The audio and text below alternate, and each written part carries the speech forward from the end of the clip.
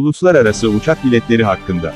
Türk Hava Yolları'nın Aşkabat'taki Türkiye Şubesi tarafından Atavatan Türkmenistan Uluslararası Dergisi www.atavatan-turkmenistan.com''un internet sitesinde yer alan yakın tarihli bir rapora göre, şirket daha önce havayolundan satın alınan uçak biletleri hakkında bilgi vermişti.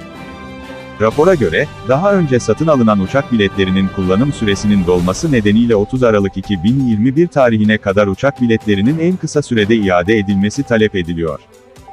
Türk Hava Yolları'na göre, şirketten satın alınan uçak biletlerinin süresinin dolması nedeniyle iade işlemlerinin resmiyet kazanması bekleniyor.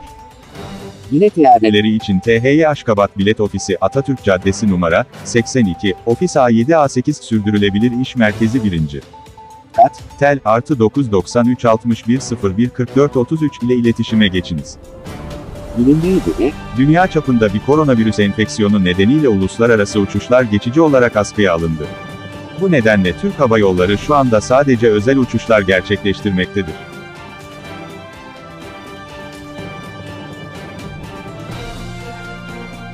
Kanalımıza abone olmayı ve bildirim zilini açmayı unutmayınız.